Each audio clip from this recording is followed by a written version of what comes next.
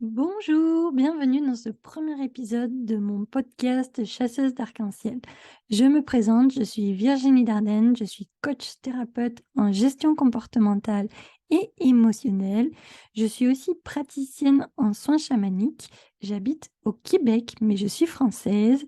Et dans cet épisode, je vais te partager qu'est-ce que c'est que chasser l'arc-en-ciel. Coucou, bienvenue dans le podcast Chasseuse d'arc-en-ciel. Je m'appelle Virginie Dardenne, je suis coach thérapeute et praticienne en soins chamaniques. À travers ces épisodes, je souhaite te faire découvrir toutes les couleurs de la vie et te faire voyager grâce à mes invités et les sujets qu'on va aborder. Je te souhaite une bonne écoute.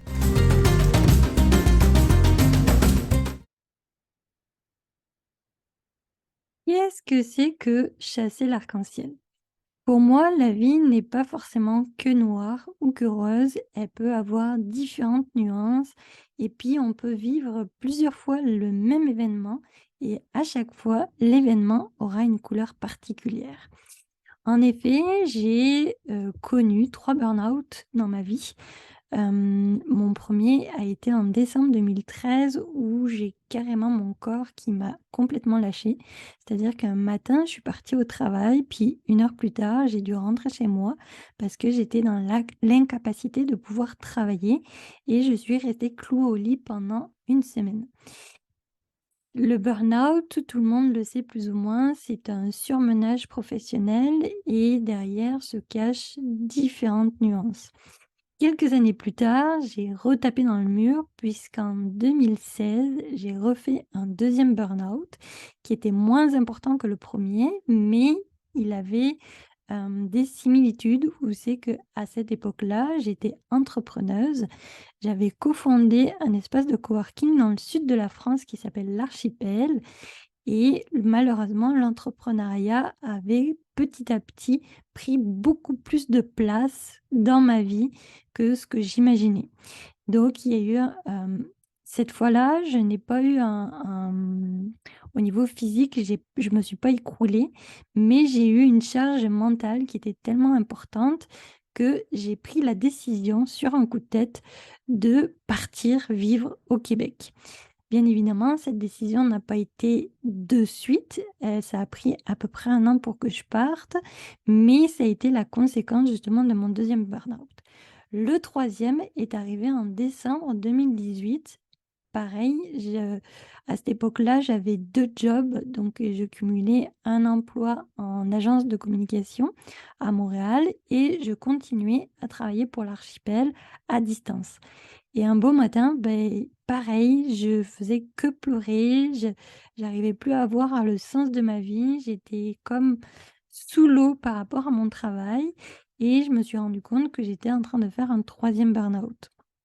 Tout ça pour dire que ces expériences-là m'ont prouvé qu'on peut vivre une situation similaire, mais pourtant les éléments vont être différents. Et c'est à partir de ce moment-là que je me suis rendu compte que la vie n'était pas toute noire ou toute rose, elle peut avoir des nuances à différents niveaux. Et pour moi, chasser l'arc-en-ciel, c'est certes chasser les couleurs de la vie à l'extérieur, c'est-à-dire s'émerveiller de tout ce qui s'entoure et de tout ce qui peut nous faire du bien, ou peut-être des choses qui sont moins agréables, mais c'est aussi d'aller chercher toutes les couleurs qui existent à l'intérieur de nous. Parce qu'on va pas se le cacher, on n'est pas une seule casquette, on ne porte pas qu'un seul rôle, mais on en porte plusieurs. Et aujourd'hui, par le biais de ce podcast, c'est que j'ai envie de vous inviter à vous interroger sur qu'est-ce que c'est que mon arc-en-ciel à moi? Car il y a autant d'arc-en-ciel que d'individus sur cette terre. Il faut savoir que ça peut, en tout cas pour ma part, là, mon arc-en-ciel interne, ça signifie, ma confiance en moi, mon estime de moi, l'amour de moi, mais aussi ma capacité à poser mes limites, ma capacité à m'affirmer par rapport à certaines situations, mais aussi, accepter que j'ai des côtés moins sympathiques.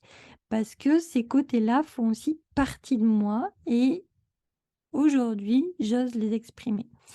Par exemple, quand je suis très stressée, j'ai une tendance à avoir une autorité plutôt toxique. Quand je dis toxique, c'est que je vais, avoir tendance à plutôt, vouloir contrôler la situation et forcément, les personnes qui m'entourent et de manière très autoritaire, mais pas dans la bienveillance. Donc ça peut être très vite désagréable. Aujourd'hui, j'en ai conscience, puis quand je vois que ça se met en place, je sais que je viens de toucher à mon stress et à mon insécurité. Je respire là-dedans, je m'autorise plus ou moins à avoir cet état-là, mais j'essaye de ne pas y rester trop longtemps parce que pour mon entourage, ce n'est pas forcément agréable. À l'inverse, hem, un côté beaucoup plus fun, je suis quelqu'un qui a beaucoup d'humour. C'est-à-dire que même dans des situations qui, sur le papier, pourraient paraître totalement, désagréables, je vais réussir à rebondir et à trouver un petit côté humoristique. Parce que justement, l'humour m'a permis de me sortir de situations pas très agréables. Je ne vais pas détailler dans cet épisode toute ma vie parce que on pourrait y passer des heures, mais tout ça pour dire qu'une personne qui, d'un premier abord, vous paraît hyper positive, hyper chaleureuse, hyper bienveillante, mais dans une grande majorité des cas, elle a peut-être vécu des situations qui sont très inconfortables. Et ce fait d'avoir vécu ces situations-là font qu'aujourd'hui, elles en tirent une force par différents biais, que ce soit l'humour, la bienveillance ou le fait de ne pas juger l'autre qui se trouve en face de nous. Donc, c'est une petite intro pour, la présentation de ce podcast. Il va y avoir des invités divers et variés à qui je vais poser la question: «Qu'est-ce que c'est que pour toi d'aller chasser l'arc-en-ciel?»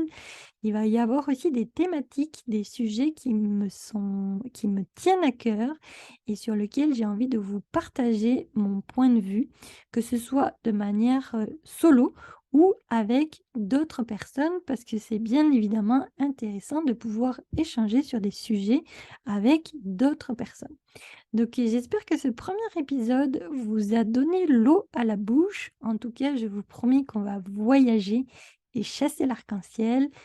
N'hésitez pas à partager, à liker et à commenter ce premier épisode. Ça me fera chaud au cœur et d'ici là, je vous souhaite une belle chasse.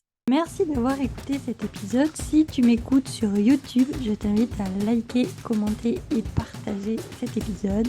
Si tu es sur les plateformes d'écoute classiques, je t'invite à me mettre des petites étoiles pour faire connaître mon podcast.